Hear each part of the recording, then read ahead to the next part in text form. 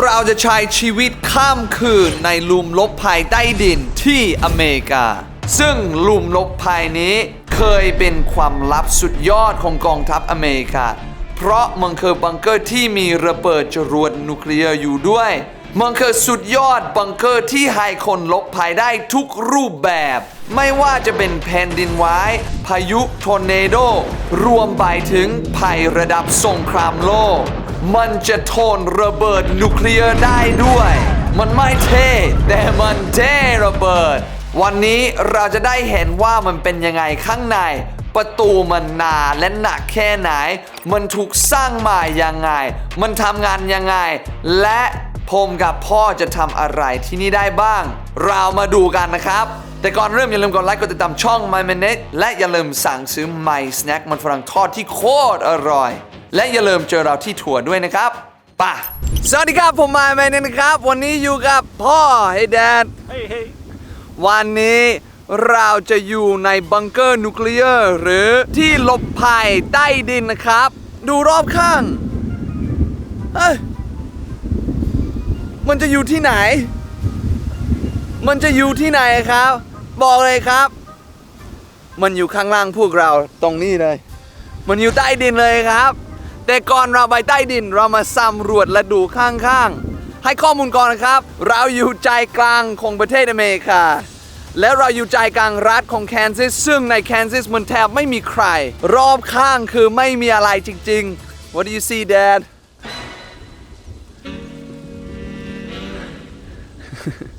Nothing Nada ไม่มีอะไรจริงๆเพื่อเข้าใจว่าเราอยู่บ้านนอกแค่ไหนนะครับรัฐแคนซัสนี้พื้นที่ครึ่งหนึ่งของประเทศไทยแต่ประชากร3 ล้านคนลองคิดภาพนะครับ3 ล้านคนประเทศไทยมี77 ล้านในพื้นที่ใหญ่กว่านี้2 เท่า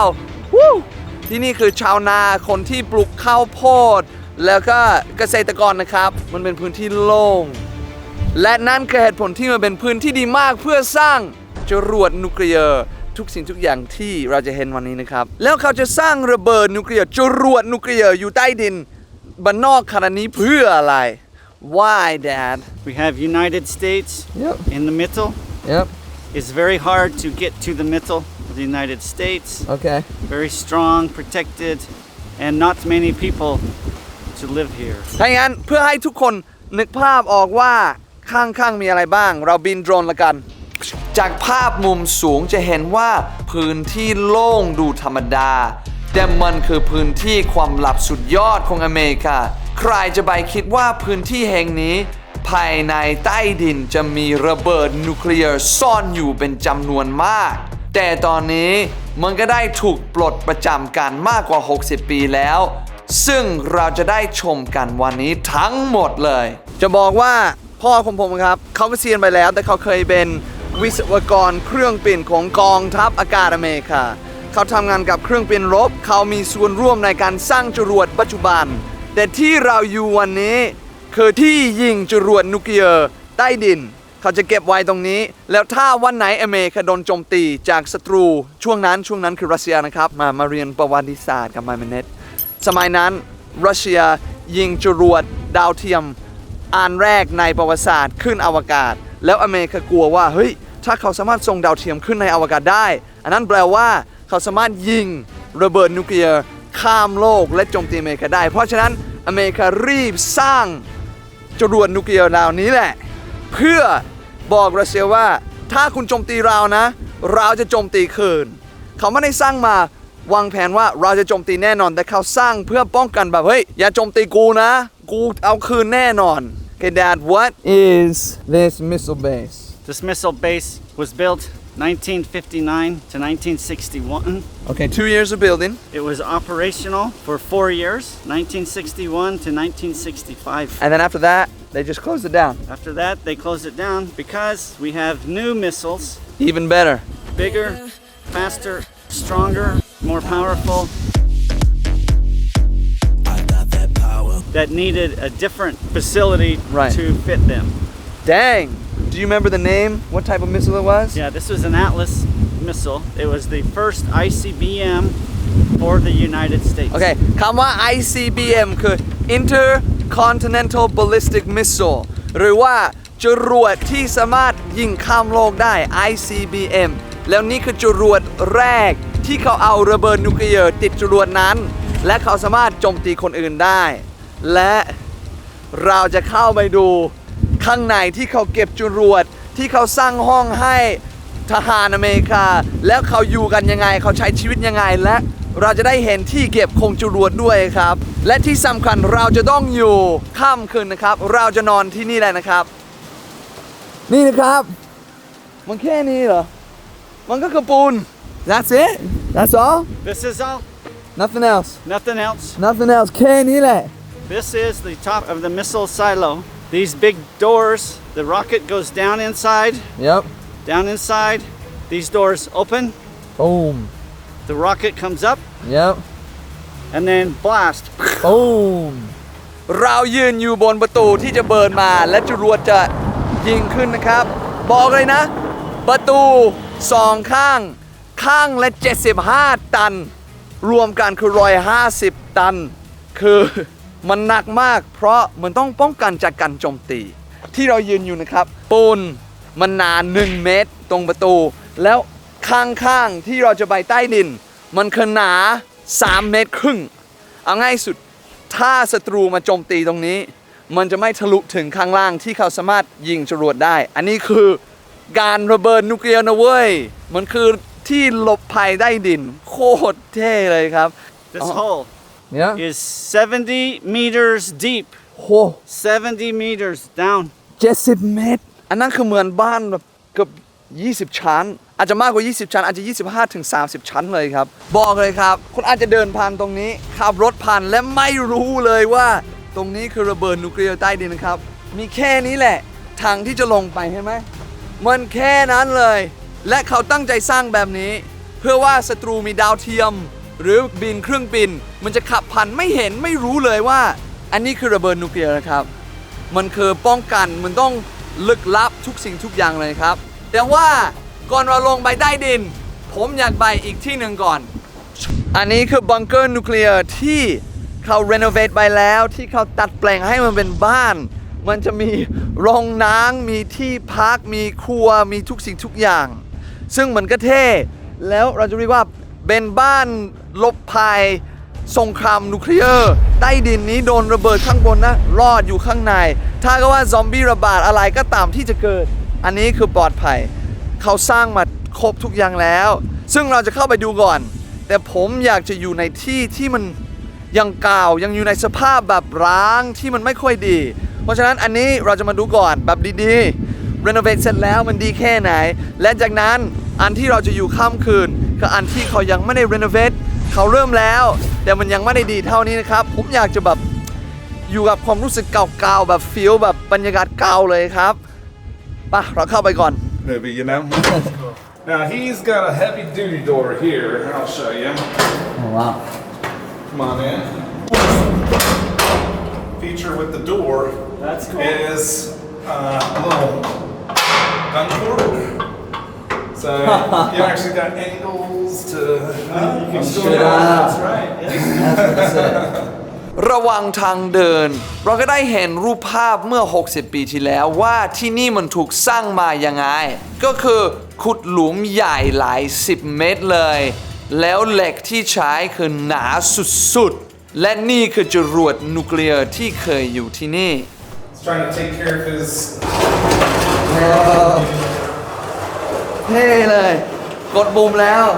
ประตูมันเปิดเข้าไป ว้าวแดงโอ้โห เห็นไหมครับ เขาตกแต่งโคตรดีเลยครับ เป็นบ้าน เป็นเตียง เป็นทุกอย่างเลย He remodeled everything to the โอ้ให้ทุกคนเห็นเลยไม่ได้เท่ของแท้ครับทุกคนโคตรดีเลย แต่เข้าใจหรือยังทำไมผมไม่อยากนอนที่นี่มันดีเกินไป แต่ว่ายังไงเราไปดูทั้งหมดเลยเพื่อให้รู้สึกว่าอยู่ในบ้าน อันนี้คือจอทีวีเขาจะเปิดให้มันดูเหมือนว่ามองนอกหน้าต่างครับ เท่จัดอุ้ย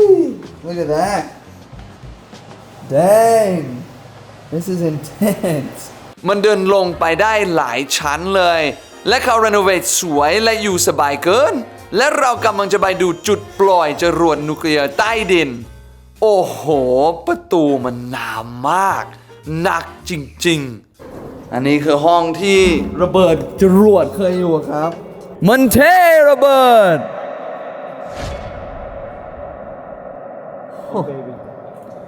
อยู่ในบังเกอร์นิวเคลียร์มันไม่เท่แต่มันเท่ระเบิด That's cool. That's so cool. I could yell all day. I could yell all day. ต้องปิดไว้ก่อนโอ้ประตูหนักมาก Watch your feet. Don't get caught. Yeah. There you go. Sit me down. ตรงนี้คืออาหารเสบียงนะครับ มีครบหมดเลย มีผักมีเกลือมีพ็อปคอร์นมีผักโขมมีทุกอย่างเลยใต้ดิน จบไปแล้วสำหรับอันที่เขารีโนเวทไปแล้ว เราจะไปดูอันที่เขากำลังทำแล้วมันยังดิบยังเถื่อนยังร้างอยู่ครับ ในระดับหนึ่ง เขาซ้อมบ้างรีโนเวทบ้างแต่เราจะเข้าไปดูอีกอันหนึ่ง และอันนั้นคืออันที่เราจะอยู่ค่ำคืน Ad Astra นี่แหละนะครับตื่นเต้นมาก ในระหว่างที่ผมเดินกลับมาที่บังเกอร์ฝนก็ตกหนักมาก เรากลับมาแล้วนะครับ บอกเลยพายุเข้าหนักมาก มันเพิ่งเตือนเมื่อกี้จะมีทอร์นาโดด้วย ซึ่งถ้ามีทอร์นาโดเกิดขึ้น ที่นี่คือที่ปลอดภัยที่สุดเพราะเราอยู่ใต้ดิน อยากให้ทุกคนเห็นเลยครับ ตอนนี้ฝนมาแล้ว มันมืดมาก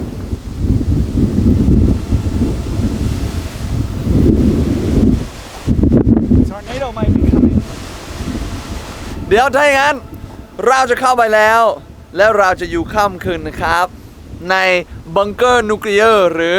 ที่หลบภัยใต้ดินของระเบิดนิวเคลียร์นะครับไป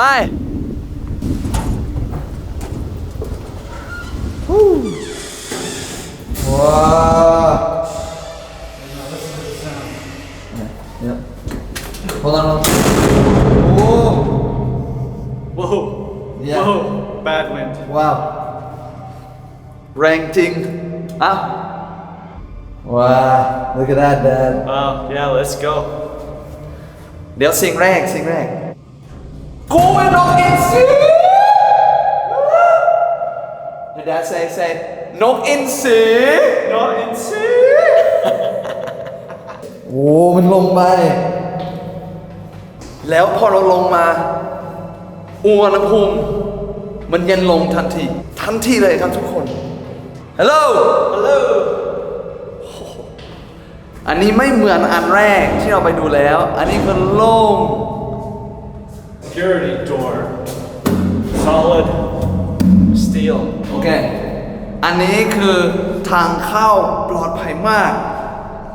ปกติจะไม่ได้เป็นประตูธรรมดาแบบนี้ มันจะเป็นประตูเล็กหนามาก2 ชั้น อันนี้คือการป้องกันไม่ให้คนนอกเข้ามา โอเค what do we have to do and the first door opens ประตูแรกจะเปิดมา แล้วจะเจอห้องโอเค ตรงนี้แหละรอบนี้มันจะเปิดให้เข้าจำไว้ตอนที่ทหารออกแล้วเขาไม่ได้ใช้ที่นี่แล้วเขาเอาทุกอย่างออกเพราะฉะนั้นเราเหลือแต่โครงทุกคนต้องคิดตามนะ พอเข้ามาประตูแรก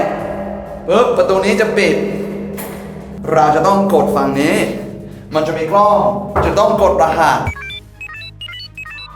ถ้ารหัสถูกปุ๊บมันจะเปิดแล้วเราเข้าได้ แต่ถ้ารหัสผิดแม้แต่ครั้งเดียว คุณจะล็อกในห้องนี้จนกว่าตำรวจกับทหารจะมาจับคุณเอาไว้และพาคุณเข้าคุกและสอบสวนนะครับ เพราะฉะนั้นใครผ่านประตูแรกต้องเช็คดีๆสำหรับประตู 2 ผมมองกล้องสแกนหน้ากดรหัสปิ๊บYes, what you want? ID. ID ID. got it Okay. โอ้โห อันนั้นคือแค่การป้องกันชั้นแรก แต่มาดูชั้นต่อไป เฮ้ย do you think this was the real door Could be. It's pretty heavy. เฮ้ย อันนี้น่าจะเป็นประตูตัวจริงอะครับ It's heavy. It's a lot. Is that solid steel Yeah. นั่นแหละ ค คือเหล็ก100%อู้ that is heavy Yes. That's it. Very heavy door. Okay. Goes right here. ประตูนี้แหละ พอเข้ามาแล้วนะครับ มีประตูอีก2อัน แต่ประตูนี้คือใหญ่เบลเลอร์ แล้วห้ามเปิดพร้อมกันทั้งคู่ อันหนึ่งต้องปิดตลอด ถ้าจะเปิดอันนี้อีกอันหนึ่งต้องปิด แล้วดูมันนานแค่ไหน โอ้โห ประตูนี้คือโคตรใหญ่ Try to move it. Can you push it? No. Hold on. Not at all. Not at all. It's heavy. It's too heavy. I cannot push. กดไม่ได้เลย มันใหญ่แบบ ใหญ่มากและสังเกต These are blast doors. มันจะโค้งด้วย อันนี้คือเพื่อป้องกันจากระเบิดข้างนอก Look at that โคตรใหญ่เลย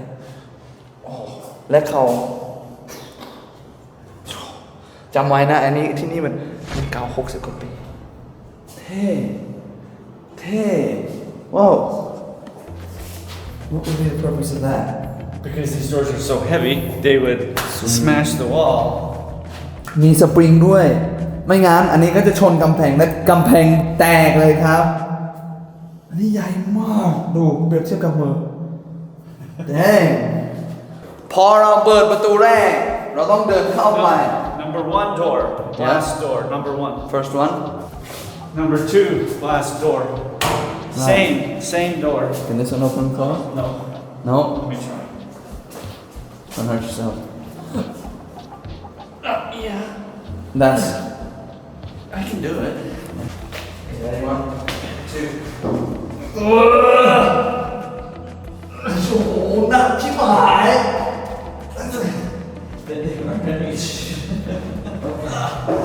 Okay. เราเข้าไปในบังเกอร์ได้แล้วนะครับ เราผ่าน security 2 ประตู เราผ่านประตูกันระเบิด 2 อัน และมันถึงเวลาแล้ว Let's go in Okay, let's go. โอ้โห Look at that Whoa. Ventilator. อันนั้นคือให้อากาศถ่ายเทแต่ว่าจำไว้อันนี้คือเรื่องระเบิดนิวเคลียร์ระดับประเทศ อันนี้มีเครื่องกรองและอุปกรณ์เยอะมากเพื่อถ้าศัตรูอยู่ข้างบน เขาอาจจะวางยาพิษ หรืออาจจะมียาปล่อยในอากาศลงมา อันนี้มันจะกรองทุกอย่าง อันนี้คือระดับโลกเลย ไม่สามารถเอาควันที่แบบยาสลบหรือยาพิษเข้ามาได้ มันโคตรเท่แล้วดูโอ้โห That's it พร้อม พร้อม เย็ดเค Yetke. Pro Yetke. ทำไมพ่อพูดชัดจัด ว้าว ลงมาข้างล่าง Yeah, wow. ว้าว อันนี้คือ command and control หรือห้องควบคุมจรวด แล้วยังมีของเก่าบ้าง แน่นอนตอนที่ทหารออก ตอนที่เขาไม่ได้ใช้สถานที่แล้ว เขาก็ต้องเอาอะไรที่เป็น top secret ความลับของประเทศออกไปหมด แต่ก็ยังมีบ้าง What's that? Keys. Command and control. Keys to go in. Key. Yep. And one key here. And one key upstairs. Yep. 2 keys. Must turn both keys same time. Right here. Turn key. Okay. Same time. Boom. เพื่ออันนี้เป็นเรียกว่าชันกันป้องกัน ไม่ให้ผิดพลาด ไม่ให้ยิงจรวดโดยไม่ตั้งใจ เพราะถ้ายิงจรวดใส่ใครก็ได้ในโลก มันจะเริ่มสงครามทันที แล้วถ้าสมมติมีคนโรคจิตหรือมีปัญหา คนเดียวไม่สามารถยิงได้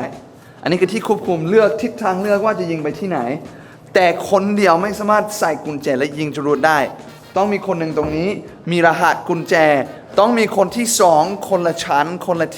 ที่มีคนละดอก และคนละรหัส และทางสองคนต้องใส่พร้อมกัน ต้องหมุนกุญแจพร้อมกันห่างกันไม่เกิน3 วิถึงจะ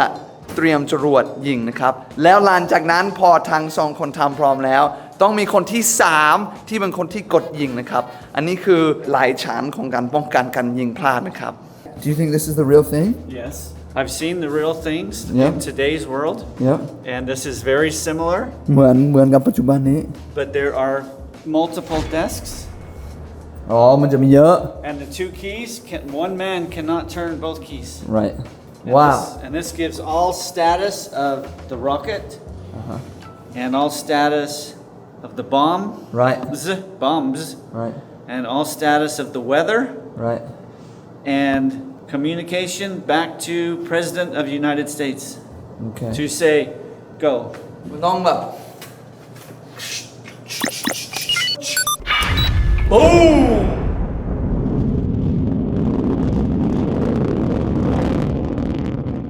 เดี๋ยวเรามาเรียนรู้สาระกับ My Minute สิ่งแรกที่ต้องรู้นะ อันนี้คือบังเกอร์นิวเคลียร์ใต้ดินอันเก่า ถ้าเรานับจำนวนที่ไม่ใช่เก่าแบบนี้ที่ยังใช้งานอยู่ในประเทศอเมริกา มีเกิน 450 ที่ มีเยอะมากที่อยู่ตรงกลางของประเทศ แล้วมันก็จะมีข้างๆ แล้วมีเรือซับมารีนบ้าง มีเรือรบบ้าง แต่ถ้าเราพูดถึงสถานที่ใต้ดินบังเกอร์นิวเคลียร์แบบนี้เกิน 450 ณ วันนี้ ตอนที่เขาสร้างบังเกอร์นี้มันไม่ได้สร้างที่เดียว ในละแวกนี้ประมาณภายใน 50 กิโล มันจะมีอีก 12 ที่เหมือนกันเป๊ะ แล้วมันจะอยู่ห่างกันมากพอเพื่อว่าถ้าใครโจมตีอันนี้ มันจะไม่ได้โดนอีกอันหนึ่ง มันจะห่างกันประมาณ 5-20 กิโลเมตร แล้วอันนี้แหละที่น่ากลัว ถ้าอเมริกาจะยิงระเบิดนิวเคลียร์ใส่ใครก็ได้ สมมติยกตัวอย่างรัสเซียยิงโจมตีอเมริกา ตอนที่อเมริกายิงคืน เขาจะยิงทางแม็กซึ่งคือ 12 ที่นะครับนึกภาพออกไหม เขาไม่ได้ยิงจรวดเดียว เขายิง 12 ลูกพร้อมกันเลย อันที่เราเห็นตอนเช้าที่เขาตกแต่งรีโนเวทให้มันสวยงาม อันนั้นคือ1 ใน 12 ของสถานที่นี้ มันโคตรน่ากลัวก็คืออเมริกาสร้างทางวันนี้เพื่อป้องกันจากสงครามนิวเคลียร์อีก เขาไม่อยากให้ใครในโลกยิง เพราะฉะนั้นเขาสร้างมาใหญ่ขนาดนี้ เพื่อมึงจะยิงกูละระวังนะเพราะกูจะเอาคืน 12 เท่าหรือ 20 เท่า ก็เลยแบบมันทำให้โอเคทุกคนเข้าใจแล้วไม่ต้องถามเพราะถ้าเราเริ่มสงครามนิวเคลียร์แล้ว มันอาจจะเป็นจุดจบของมนุษย์นะครับ มันจะทำให้ทุกอย่างในโลกแตก มันจะทำให้ปลุกพักแทบจะไม่ได้ มันจะทำให้ทุกอย่างแทบจะมีชีวิตบนโลกนี้ไม่ได้แล้ว เพราะฉะนั้นเรื่องระเบิดนิวเคลียร์มันไม่ใช่เล่นๆ แล้วผมรู้เรามาเที่ยวสนุกๆ แต่มันก็มีความน่ากลัวอยู่ด้วย เพราะฉะนั้นเข้าใจแล้วนะ ถ้ายิงจากจุดนี้ 12 ที่ออกไปหมด และดูเหมือนว่าเขากำลังเปลี่ยนห้องควบคุมเป็นห้องกิจกรรมสำหรับคนที่มานอนพัก มันถึงเวลาแล้วเราจะไปดูที่เขาเก็บจรวดระเบิดนิวเคลียร์นะครับ โอ้โห เอาจริงนะ อันนี้ผมคนลุกคลิปนี้อาจจะไม่ได้สนุกอาจจะไม่ได้ตลกเท่าตอนที่อยู่กับทีมเล่นมุกต่างๆนะฮะแต่สำหรับเนทอันนี้คือเรื่องที่ใหญ่มากที่คนทั่วไปแทบไม่เห็นเมื่อตอนที่ไปขับรถถังและยิงรถถังมันเป็นประสบการณ์ที่น้อยคนมากในโลกได้เห็น แล้วผมรู้สึกอยากจริงจังกับคลิปนี้อยากมีสาระเพราะว่ามันเท่มันไม่เท่แต่มันเท่ระเบิดเพราะนี่คือเรื่องระเบิดนิวเคลียร์เดี๋ยวเราเข้าไปดูแบบจริงๆจังๆเพราะมันหาดูแบบนี้ที่อื่นไม่ได้จริงๆป่ะนี่แหละเราจะลงไปชั้นล่างนี่คือทางที่จะเข้าไปแล้ว Have you ever seen something like that? This is very cool. This is the command and control, and this is where the missile actually sits. Right. ระเบิดมันอยู่ข้างหลังประตูนี้เลยนี่แหละว้าว Put your hand up to that มันคือเหล็กแบบหนามาก เพราะว่าตอนที่จรวดยิงขึ้นไฟมันจะลงมาตรงนี้แล้วประตูนี้แหละต้องป้องกันคนที่ควบคุมจรวดข้างในแล้วมันมีประตูแบบนี้ 3-4 ชั้นรู้ไหมผมรู้สึกเหมือนใครผมรู้สึกเหมือนดาร์ธเวเดอร์มันเท่แล้วเราถึงแล้วอันนี้คือระเบิดชั้นแรก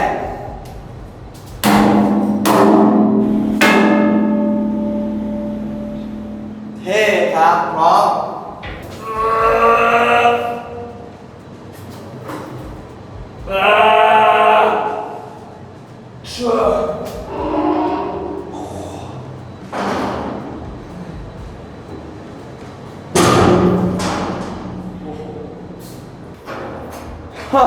โอเค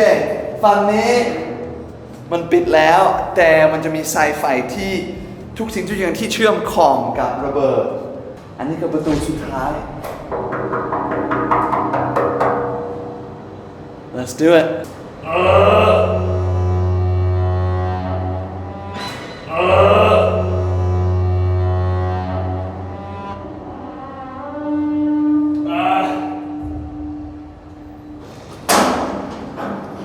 Wow!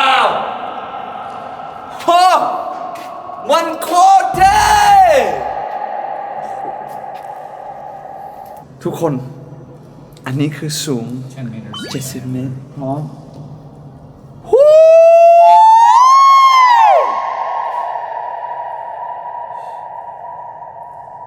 กูมันนกเอ็นซี Sawadee ka! That's it เย็ดเค Yetke!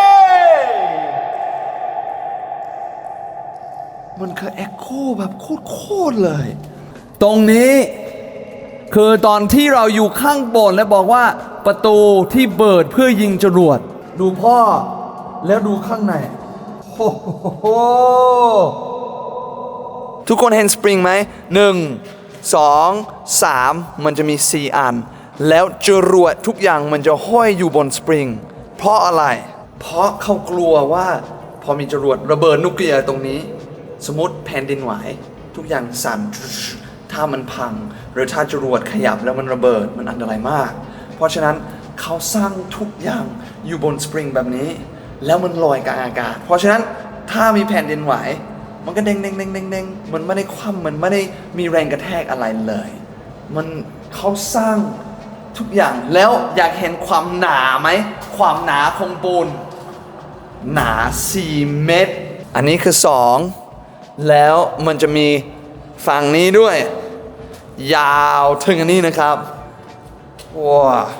So when there are no rockets in place, the water fills up. Okay, so this what we see is not the bottom. That's not the bottom. That is not the bottom. Okay. The bottom goes down another 100 feet, another 35 meters. โอเค อันนี้คือแค่ครึ่งทางครับ เห็นไหมเห็นน้ำไหม อันนั้นคือแค่ครึ่งทางของความลึก แต่ว่าน้ำมันขึ้นมาแล้ว They do scuba diving. Really? So for all of the decommissioned ones that fill up with water, they use it for scuba diving. Deep water. Yes.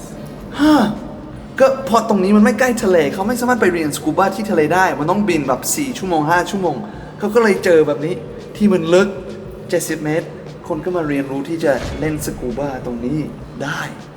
ว้าว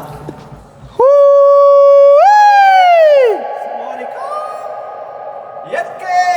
ยัดเกโอเค เราเห็นห้องควบคุมเราเห็นที่เก็บจรวดที่เหลือเราจะไปดูห้องนอนห้องใช้ชีวิตของทหาร เพราะทหารที่อยู่ในนี้เขาจะต้องอยู่เป็นเวรเป็นกะ50 ชั่วโมง แล้วจากนั้นเขาก็สลับกับคนอื่น เพราะฉะนั้นมันต้องมีเตียงมันต้องมีห้องครัวต้องมีครบทุกอย่าง เราไปดูกัน มาแล้วนะครับ เราถึงชั้นที่ชั้นใช้ชีวิต และหลักๆเน็ตกับพ่อก็จะอยู่ในนี้เนี่ยปกติต้องบอกก่อนปกติมันจะไม่ได้ดีขนาดนี้ แต่เขารีโนเวทบ้างแน่นอนทหารจะไม่มีโคตรดีอลังการขนาดนี้ แต่เขารีโนเวทเพื่อให้นักท่องเที่ยวมาเที่ยว Wow that's pretty nice Very good. This is the center. โอเคนี่คือตรงกลางเรามาดูอันนี้ก่อนมันจะได้เห็นภาพว่าเราอยู่ที่ไหนอะไรยังไงอันนี้คือทางที่เราเดินลงมาจุ๊บณตอนนี้เราอยู่ชั้นนี้นี่คือที่เรานอนที่มีห้องครัวทุกอย่างพอเราเดินลงบันไดปุ๊บเราจะมาถึงห้องควบคุมจรวดแล้วเรามีอุโมงค์ที่เราเดินมาแล้วนี่คือทั้งหมดที่จรวดจะอยู่เมื่อกี้น้ำน่าจะอยู่ลึกประมาณนี้แล้วมันยังไปอีกเห็นไหมดูภาพดีๆนะแล้วตอนที่เขาจะยิงจรวดประตูมันจะเปิดเปเขาจะยกจรวดขึ้นแล้วจากนั้นยิงแต่อันนี้คือระบบเก่า 60-70 ปีที่แล้วปัจจุบันของอเมริกาที่มีจรวดกับระเบิดดีกว่าแรงกว่าทุกอย่าง เขาไม่ได้ยกจรวดขึ้นแบบนี้นะ เขายิงจากใต้ดินเลย แล้วมันก็ไปเลย Okay, this here is emergency exit โอเค filled with sand. ฮะ And when they open, all of the sand come out, and then they go out. ลองสังเกตนะ มันมีเชือก มันต้องดึงตรงนี้ ชึกถึงจะเบิดทางนี้ไฟทางนี้ระเบิดทางนี้อะไรก็ไม่รู้ อันนี้ก็ทางนี้ออกไปเลยครับ อีกเรื่องหนึ่งที่เท่ทุกอย่างสร้างเพื่อการระเบิด เพื่อการแผ่นดินไหวหรือเพื่อโดนโจมตีจากข้างบนลองคิดดูถ้ามันมีระเบิดตุ้งข้างบนข้างล่างทุกอย่างมันปลอดภัยแต่ทุกอย่างมันติดสปริงหมดกันสั่นดูไฟที่ติดหลังคาก็มีกันสั่นเห็นไหมข้างบนดูแล้วไม่ใช่แค่นั้นแต่ที่เรายืนอยู่เห็นไหมมันมีวงกลมตรงนั้นฝั่งนี้อันนี้ไม่ได้ติดกำแพงเพราะเขากลัวถ้ามีระเบิดหรืออะไรสั่น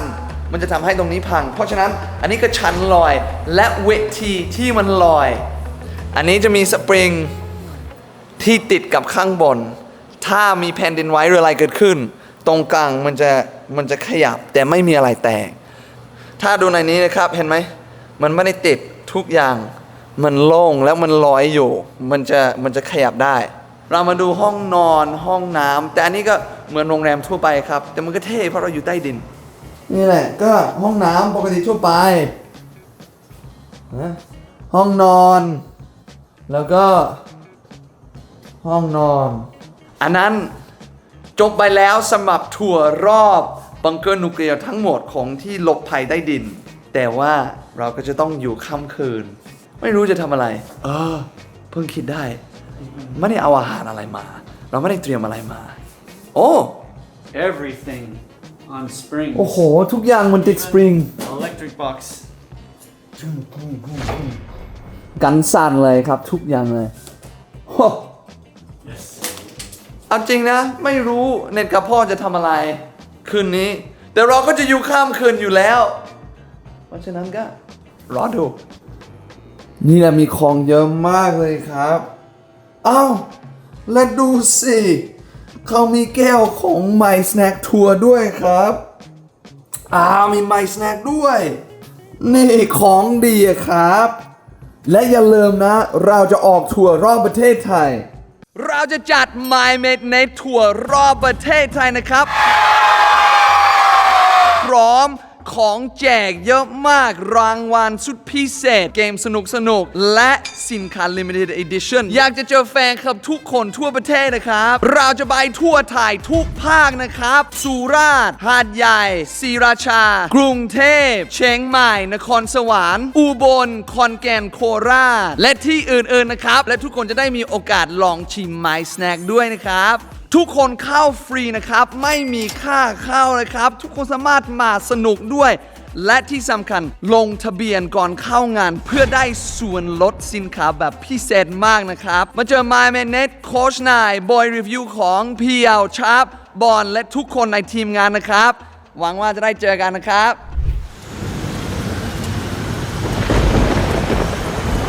ตอนนี้ฝนตกหนักมากได้ยินเสียงฟ้าร้องฟ้าแลบก็เลยจะขึ้นไปดูว่ามันเป็นยังไงบ้างเราอยู่ข้างล่างมันแทบไม่ได้อะไรแต่ท่อที่ขึ้นมา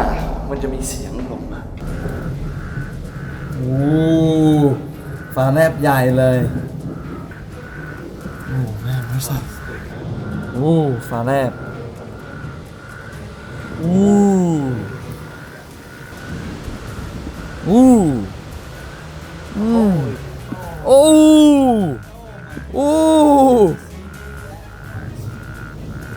No, and I was pointing the wrong way. That was cool. Oh. Whoa. I hope cool. you got that. That was cool. Yes. Oh, we got that one. That was cool. That was good. Oh, yeah. Wow. That's a good one. Man. Oh yeah. So that all, whenever it rains, Ooh, that's a good one. stuff like that goes on. Man, that's beautiful. ธรรมชาติ แม่งโคตรสวยงามมาก มันมีความน่ากลัวความอันตราย เพราะเราตายได้เลยทอร์เนโดฟ้าแลบฟ้าผ่าอะไรก็มันก็ตายได้สึนามิน้ำท่วม แต่เวลาที่เราปลอดภัยแล้วเราสามารถเห็นแบบนี้ได้ มันเป็นอะไรที่สวยงามมาก สวยงามมากเลยครับ ผมดูข้างบน2 ชั่วโมงแล้วครับ ผมนั่งดูอย่างเดียว อันหนึ่งที่ผมเพิ่งสังเกต มันเหมือนว่ามันมีหน้าต่างว่าเรื่องปกติอยู่ในบ้าน แต่แป๊บหนึ่งเราอยู่ใต้ดินมันมีหน้าต่างได้ยังไง อันนี้เขาใส่เพื่อให้คนที่อยู่ข้างล่างรู้สึกว่าเหมือนอยู่ในบ้านธรรมดาไม่ได้อยู่ใต้ดิน อันนี้คือแค่กระจกและเขาใส่ไฟ LED ข้างหลัง เหมือนหน้าต่างหลอกก็ดีนะ หลังจากนี้ผมไม่ได้ถ่ายกิจกรรมอะไรมากมาย เนื่องจากผมไม่ได้เจอพ่อมานานมาก ก็เลยอยากจะนั่งคุยกันใช้เวลาอยู่ด้วยกัน เราได้นั่งคุยกันเรื่องชีวิตเยอะมาก และจากนั้นเราก็นอนหลับไป มันไม่มีอะไรอีกแล้วเราทัวร์หมดแล้วไม่มีอะไรให้เล่น ก็เลยคลิปจะจบไปเพียงแค่นี้ ขอบคุณมากที่ทุกคนดู แล้วก็อย่าลืมสั่งซื้อไมสแน็คมันฝรั่งทอดที่อร่อยด้วยนะครับ เดี๋ยวเราเจอกันคลิปใหม่ สวัสดีครับ